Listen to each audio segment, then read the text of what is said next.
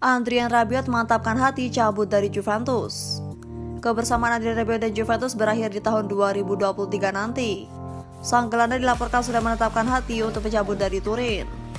Sejak musim panas kemarin, ada banyak rumor mengenai masa depan Adrien Rabiot. Ini disebabkan kontrak sang gelandang akan habis di tahun 2023 mendatang. Sejumlah klub seperti Manchester United sempat mencoba untuk memasukkan jasa sang gelandang.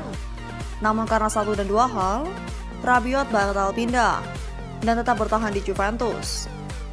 Dilansir Football Italia, Juventus sebenarnya ingin mempertahankan Rabiot, namun sang gelandang dilaporkan sudah mematapkan hati untuk cabut.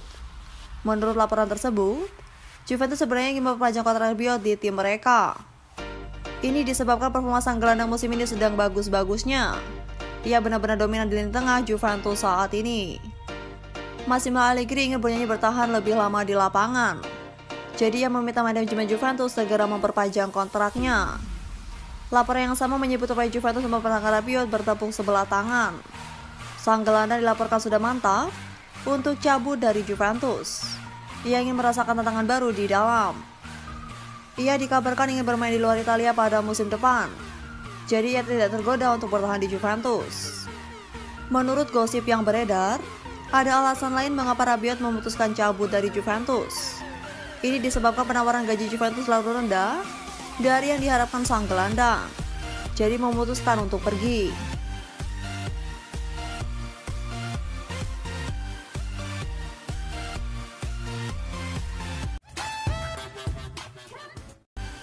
Makin dekat ke Juventus, 3 pemain bianconeri ini bakal jadi anak emas Zidane. Berikut 3 pemain klub Liga Italia, Juventus, yang diprediksi akan menjadi anak emas Zidane saat dirinya menangani bianconeri. Performa 3 konsisten yang ditujukan Juventus dalam memulai musim kompetisi 2022-2023 ini telah membuat banyak pihak geram. Salah satunya adalah sang pemilik Juventus, Andrea Agnelli, yang sempat menyatakan mengecewakannya beberapa waktu lalu.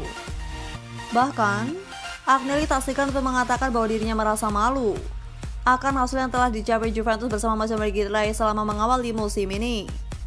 Saya merasa malu atas apa yang terjadi. Saya marah, tetapi saya tahu bahwa dalam sepak bola Anda bermain dengan 11 pemain. Anda menang dengan 11 pemain, dan Anda kalah dengan 11 pemain. Jika Allegri melanjutkan dalam situasi seperti ini bukan pernyataan satu orang. Ini masalah bersama, Anda harus merasa malu, ujar Agnelli melansir dari Todo Vicaches. Situasi tersebut kemudian membuat Juventus melirik Zinedine Zidane untuk mengambil posisi Allegri. Zinedine Zidane sendiri saat ini memang tengah dalam kondisi situasi menganggur setelah dirinya memutuskan cabut dari Real Madrid pada 2020 yang lalu. Zidane bahkan sempat melontarkan sebuah kode yang mengatakan bahwa dirinya akan kembali melatih. Juventus diprediksi menjadi klub paling kuat yang akan memakai jasanya. Jika Juventus benar-benar akan menjadi pelabuhan Zidane, 3 pemain Juventus diprediksi akan menjadi anak emas Zidane selama melatih di Turin. Siapa sajakah mereka? Dusan Vlahovic. Kedatangan Zidane ke Juventus sepertinya akan membuat nama Dusan Vlahovic akan terus menjadi sorotan. Postur sering menjadi alasan mengapa dirinya akan lebih dipakai Zidane dalam penerapan taktiknya. Sejauh ini saja, Vlahovic di Liga Domestik atau Liga Italia Serie A telah mengoreksi 6 gol dari 10 penampilannya bersama Juventus. Rentetan gol tersebut membuat kini berjajar dengan pemain pinggiran Liga Italia lain dalam daftar yang pencetak gol terbanyak. Vlahovic hanya memiliki selisih 1 gol dengan pemencak top skor Liga Italia saat ini, Marco Arnautovic, yang mencetak 7 gol. Sedangkan di semua kompetisi termasuk Liga Champions 2022-2023, Vlahovic mencatatkan total 7 gol dari 14 penampilannya. Angel Di Maria. Pemain selanjutnya yang akan mendapat dampak dari kedatangan Zidane adalah Angel Di Maria. Angel Di Maria sendiri merupakan pemain yang sempat membela Real Madrid pada 2010 hingga 2014. Namun, Angel Di Maria tidak merasakan tangan Zidane yang baru datang 2 tahun setelah kepergiannya. Begitu saat Zidane masih menggambar Real Madrid dan bertemu dengan klub Di Maria waktu itu, Paris Saint-Germain, pelatih asal Prancis turut memuji habis-habisan sang pemain. Zidane sempat memuji Di Maria adalah sosok yang bersejarah bagi Real Madrid. Bahkan, Zidane turut mengapresiasi kemampuan pemain asal Argentina itu karena dapat bermain di segala posisi di lini tengah. Pelatih kepala pelontos tersebut juga memuji pergerakan cepat yang kerap Di Maria lakukan, serta mengarahkan bidikannya. Tak ayal, atas pengakuan tersebut, Di Maria diprediksi akan menjadi anak emas yang selalu dijadikan tumpuan Zidane di lini tengah. Leonardo Bonucci sendiri saat ini merupakan salah satu pemain terlama yang telah membela Juventus. Ia bergabung dengan Bianconeri pada 2010 dari Bari FC. Telah berada di Juventus selama 1 dekade, tentu membuat Leonardo Bonucci memiliki pengalaman pahit buruk bersama si nyonya tua. Terlebih lagi, faktor kepemimpinannya telah ia tunjukkan selama ini dengan menjadi pemegang band kapten Juventus. Kepemimpinan tersebutlah yang diprediksi akan membuat Zidane tak ragu untuk menjadikannya sebagai anak emasnya nanti. Leonardo Bonucci diharapkan akan mewariskan kepemimpinannya kepada para pemain lain yang jauh lebih muda di Juventus. Sejauh ini bersama Juventus, Leonardo Bonucci telah mencetakkan 487 penampilan. Dari seluruh penampilannya tersebut, Bonucci telah berhasil menorehkan 36 gol dan 10 assist.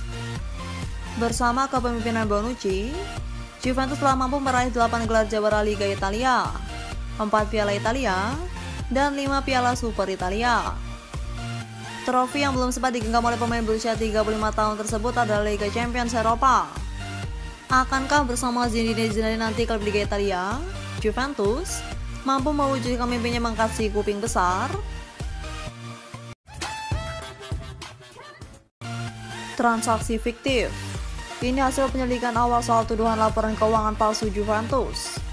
Kantor Kejaksaan Turin telah memberitahu Juventus bahwa mereka telah menyelesaikan penyelidikan awal terhadap laporan keuangan klub. Apa yang terjadi? Juventus telah diselidiki atas dugaan korporat dan laporan palsu soal beberapa transfer mereka sebelum musim 2021-2022. Termasuk pemain seperti Federico Chiesa, Alvaro Morata, dan Weston McKennie. Apa yang dikatakan? Kantor Kejaksaan Turin mengungkapkan temuan mereka setelah memberitahu Dewan Direksi Juve, termasuk Presiden klub Andrea Agnelli dan legenda klub Pavel Nedved, tentang kesimpulan penyelidikan mereka. Menurut pendapatan kantor Kejaksaan Turin, kerangka pembuktian yang diperoleh memungkinkan mereka untuk menggambarkan suatu kegiatan perubahan pos-pos neraca, dan karena hasil ini keluar sebagai konsekuensi. Pertama-tama, dari proses yang tidak wajar untuk pertukaran dalam hal olahraga selalu beberapa pemain transfer, apalagi secara keseluruhan, mendistorsi hal-hal dasar nasional, bunyi pernyataan dari kantor kejaksaan. Transaksi pertukaran yang tidak menghasilkan arus keuangan dalam bentuk apapun. Sekali lagi, menurut penetapan tuduhan, disimpulkan pada nilai-nilai yang ditetapkan oleh para pihak secara sewenang-wenang dan dengan tujuan memenuhi kebutuhan anggaran saat ini. Transaksi ini dianggap fiktif, juga mengatasi percakapan yang direkam selama penyelidikan. Gambaran umum. Jika Juve terbukti bersalah atas tuduhan tersebut, UEFA kemudian harus membuka kasus mereka sendiri, yang dapat mengakibatkan larangan dan atau denda yang signifikan tergantung pada tingkat keparahan potensi pelanggaran aturan. Apa selanjutnya untuk Juventus? Karena masalah-masalah yang berlarut ini, Bianconeri harus fokus memperbaiki kesulitan mereka di dalam lapangan, baik di Serie A ataupun di Liga Champions. Mereka akan bertandang ke markas Benfica, Rabu 26 Oktober dini hari waktu Indonesia Barat.